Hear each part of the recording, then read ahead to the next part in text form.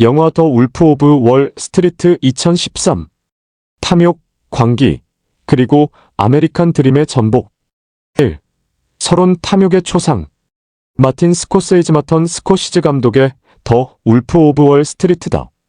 울프 오브 월 스트리트 2013는 월스트리트의 어두운 이면을 폭로하는 동시에 미국 자본주의의 광기를 통렬하게 풍자한 작품이다.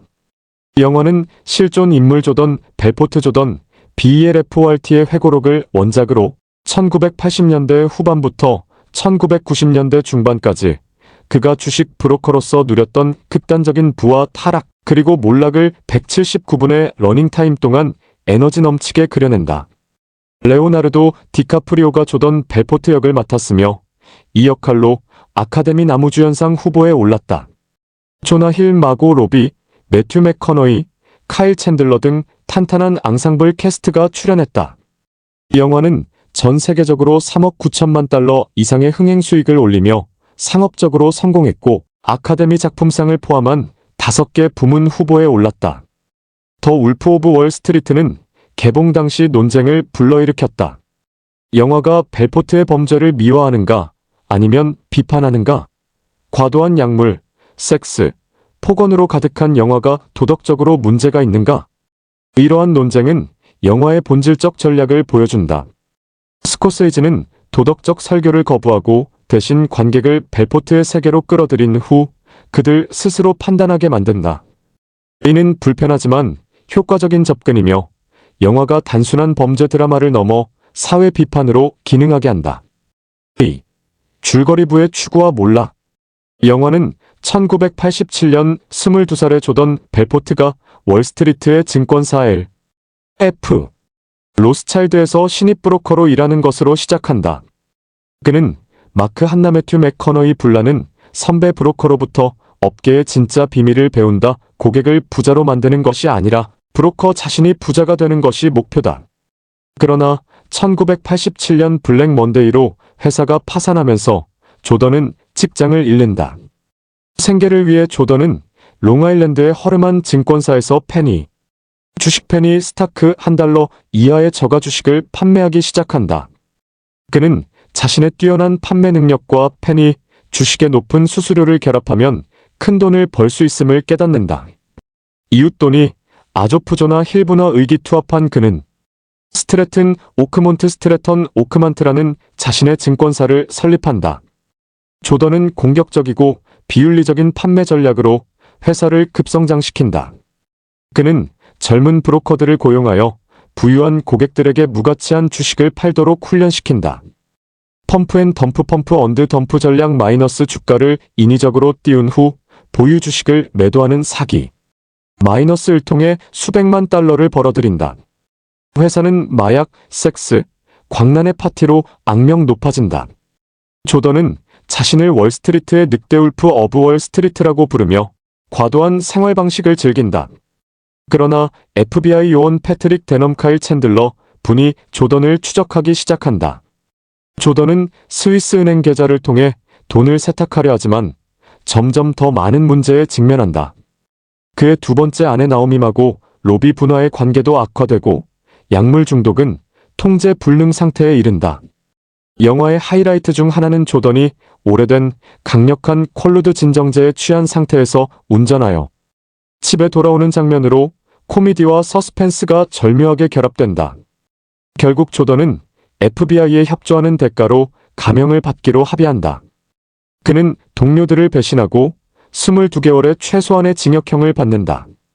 영화는 조던이 출소 후 세일즈 세미나 강사로 일하는 장면으로 끝난다. 그는 여전히 자신감 넘치게 청중에게 판매 기법을 가르친다. 영화의 마지막 샷은 그의 세미나에 참석한 사람들이 열렬히 그를 바라보는 모습이다. 이는 벨포트가 진정으로 변했는지 그리고 그를 영웅시하는 사회에 대한 날카로운 질문을 던진다. 3. 주요 테마 자본주의와 도덕의 붕괴. 더 울프 오브 월 스트리트의 핵심은 탐욕의 탐구다. 영화는 돈이 모든 도덕적 제약을 어떻게 파괴하는지 보여준다. 조던과 그의 동료들에게 부는 목적이 아니라 게임이다. 그들은 실제로 필요한 것보다 훨씬 많은 돈을 벌지만 멈출 수 없다. 이는 중독의 한 형태다. 이 영화는 약물 중독과 돈에 대한 중독을 병치시키며 둘 다 자기 파괴적임을 암시한다. 이 영화는 또한 아메리칸 드림의 어두운 이면을 폭로한다. 조던은 평범한 중산층 가정 출신으로 노력과 재능을 통해 성공한다. 그러나 그의 성공은 완전히 비윤리적 수단에 기반한다. 이 영화는 성공이 자동적으로 정당화되는 사회를 비판한다. 조던이 처벌받는 것은 사기 때문이 아니라 단지 잡혔기 때문이다. 그는 여전히 자신을 희생자로 여기며 진정한 회개는 없다. 과도함 액세스는 영화의 형식과 내용 모두를 지배한다. 모든 것이 극단적이다. 파티는 로마의 오르지오즈처럼 묘사되고 약물 사용은 거의 자살적이며 언어는 극도로 저속하다. 영화는 F-워드를 506회 사용하여 기록을 세웠다. 이 과도함은 단순한 충격 효과가 아니다. 이것은 월스트리트 문화의 본질적 특성을 재현하려는 의도적 선택이다. 스코세이즈는 절제를 통해서는 이 세계를 포착할 수 없다고 판단했다.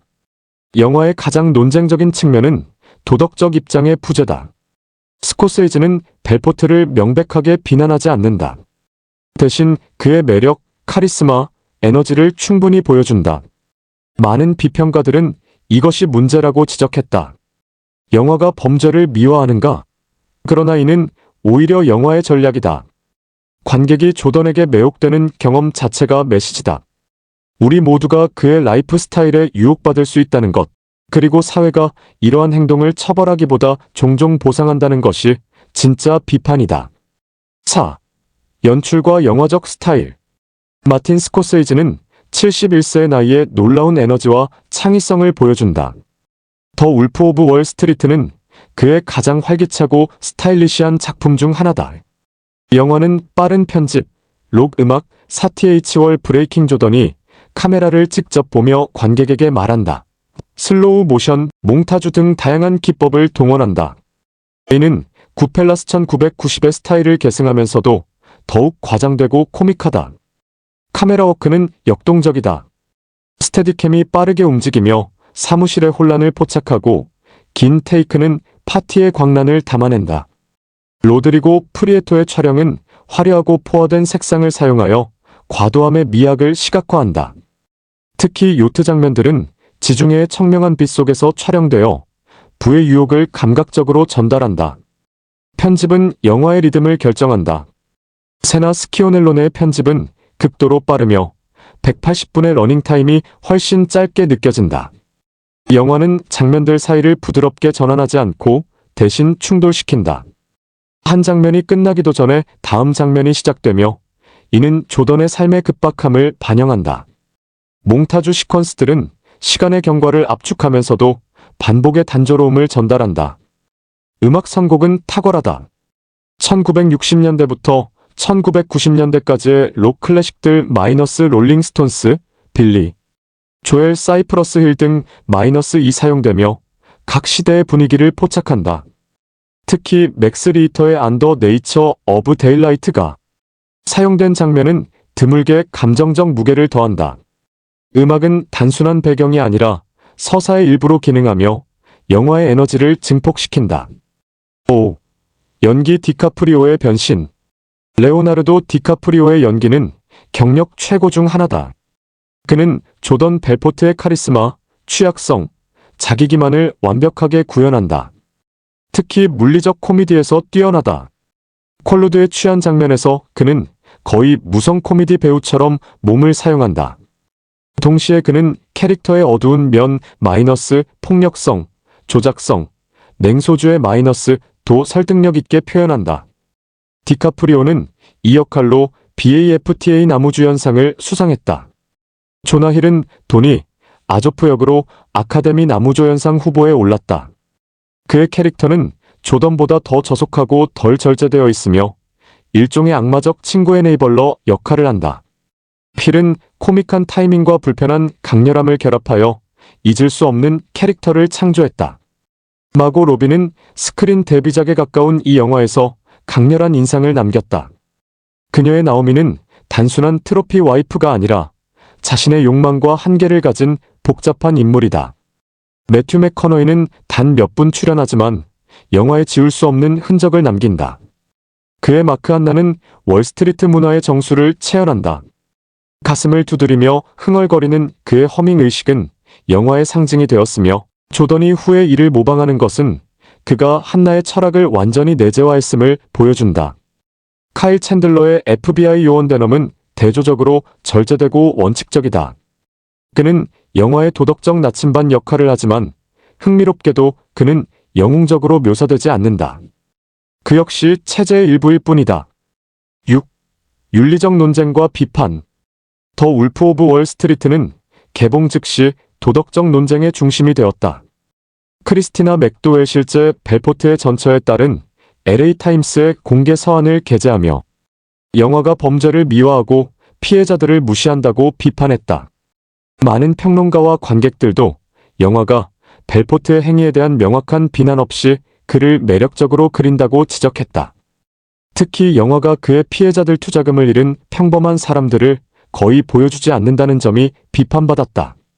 스코세이지와 각본가 테렌스 윈터는 이러한 비판에 대해 영화가 풍자이며 관객의 지성을 신뢰한다고 반박했다. 그들의 주장은 영화가 의도적으로 불편하게 만들어졌으며 관객이 조던에게 매혹되는 것 자체가 우리 문화의 문제를 드러낸다는 것이다. 영화는 벨포트가 실제로 어떠한 진정한 처벌도 받지 않았다는 사실을 보여줌으로써 시스템 자체를 비판한다.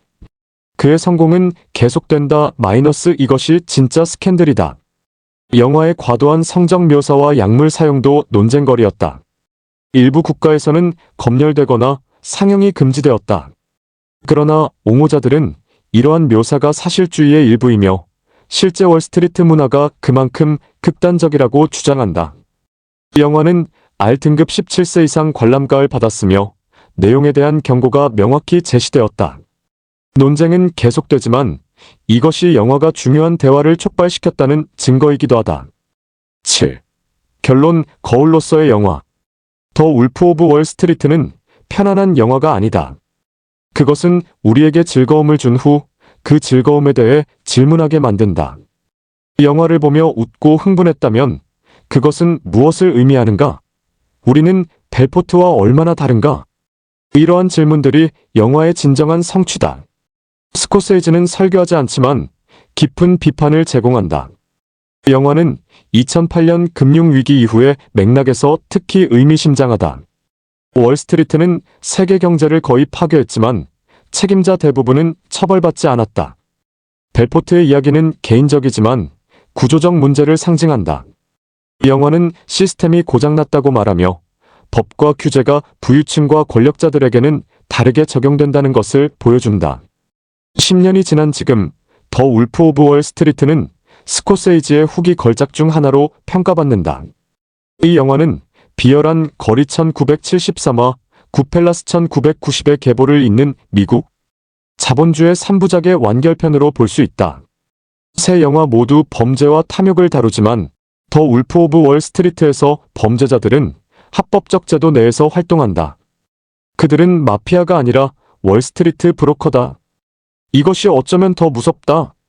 영화의 마지막 장면 마이너스 벨포트의 강의를 열심히 듣는 청중들 마이너스은 여전히 소름 끼친다. 우리는 여전히 그에게서 배우고 싶어 한다. 늑대는 여전히 우리 사이를 배회하고 있다.